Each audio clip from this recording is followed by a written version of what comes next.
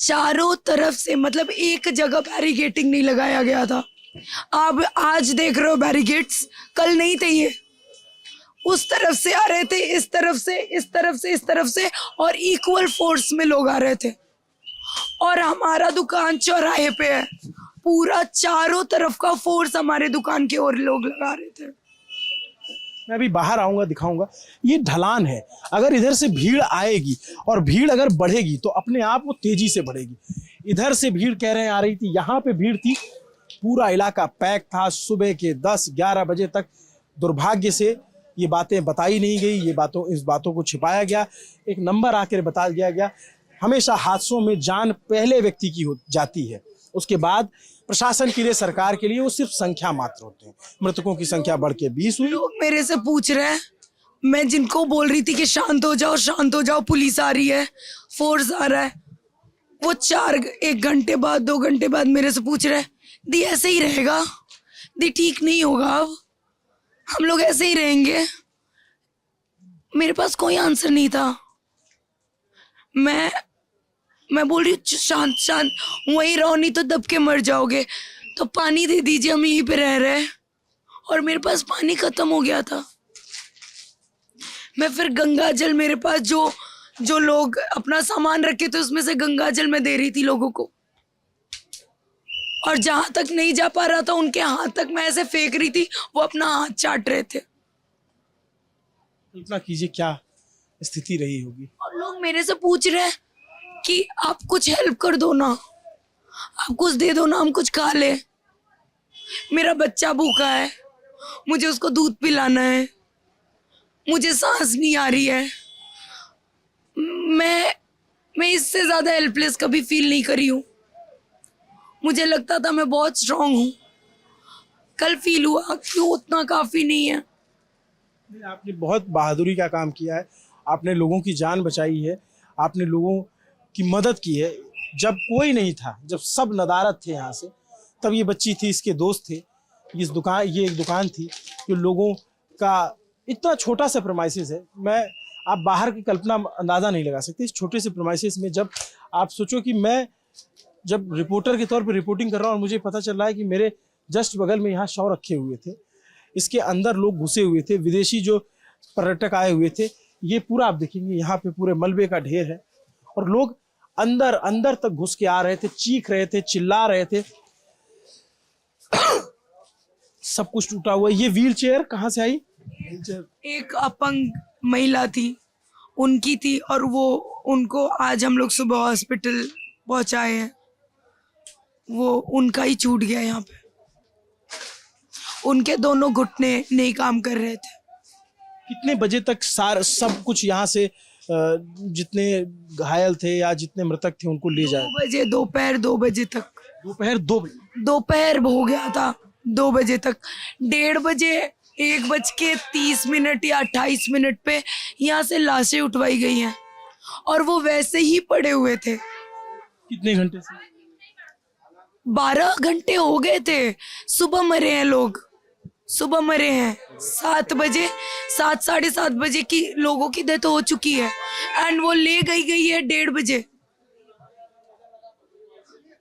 और उसके बाद यहाँ पे लोग तब भी रुके थे, वेट कर रहे थे कि मैं तो गुम हो गया हूँ, मेरी फैमिली छूट गई है। और वो लोग को हम लोगों ने आश्रय दिया था। शाम तक लोग यहीं पे थे और वो बैठे थे, और हम कुछ नहीं कर पा रहे थे। तो आप लोग को डर लग रहा था? जी, ऐसी स्थिति बन चुकी थी कि डर लग रहा था। एक बात बताओ, उस वक्त लोग मेरी बातें सुन रहे थे, मैं वहां पे खड़ी थी, जितने मेल थे वो वहां पे काउंटर संभाल रहे थे, क्योंकि वहां से धक्का दिया जा रहा था, ठीक है, और वो टूट चुका था। इस तरफ मैं अकेली थी। सपोज उन लोग मेरा बात नहीं सुनते, जो लोग थे वहां पे, एक बार क्राउड बोलती भाड़ में जाए, हम लोग तो धक्का देंगे, चढ़ के चले जाएंगे। आज मैं हूं यहाँ, मैं नहीं रहती, मैं दिखती नहीं। जैसे वो लोग पड़े हुए थे, शव काउंट बॉडी, मैं भी बॉडी होती, और मेरा नाम भी किसी को नहीं पता होता, क्योंकि मेरे पास तो अभी आधार कार्ड भी नहीं है। जैसे उनका नाम नहीं पता, वो सिर्फ बॉडी बन गए हैं, मैं भी वही रहती। क्या पढ़ाई करती हूँ नेहा? मैं MFA कर रही हूँ अभी काशी विद्यापीठ से बनारस। मैं कोलकाता से हूँ, मेरी 12th तक स्टडी कोलकाता से हुई है। उसके बाद मैं बैचलर बनारस से करी हूँ और अभी मैं मास्टर्स भी बनारस से कर रही हूँ। एक 25-26 साल की लड़की है जिसने अपने आंखों के सामने जिंदगी का वो मंजर देखा है जो जिंदगी में कोई नहीं देखना चाहेगा।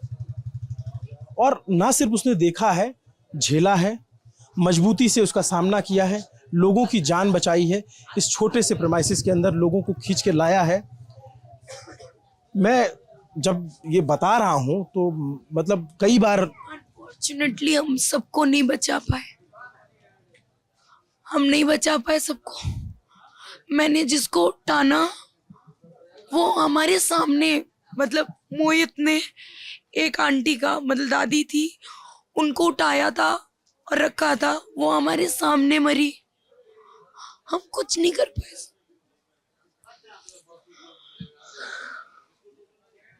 We were... मैं अब इससे ज़्यादा मैं क्या बोलूं, क्या दिखाऊं, क्या बताऊं और आपको कैसे समझाऊं कि प्रशासन ने कितना कुछ छिपाया है इसमें। प्रशासन तो बस ये दिखा रहा है कि पूरे आज की डेट में बस 25 या 30 डेथ हुई हैं, लेकिन अगर ग्राउंड लेवल पे देखा जाए तो 25 से 30 लोग बस, जहां हमारी दुकान है इसके आजू बाजू के 200 मीटर के रेडियस में 25-30 लोग मर गए होंगे। बाकी जो त्रिवेणी संगम की बात रही, वहाँ 100 से ज्यादा की संख्या हो सकती है। वो संख्या तो पुलिस पुष्टि करेगी, आप यहाँ का जो बता रहे हो ये आपका दावा है। और आज रात को एक एकदम बुजुर्ग महिला, एकदम बुजुर्ग, इनके आश्रम में हम उनको छोड़े, उनके हस्बैंड गुम हो गए और वो लोग बिछड़ गए हैं और वो अकेले रो रही थी यहाँ पे। उनका हेल्प कैसे करें हम लोग?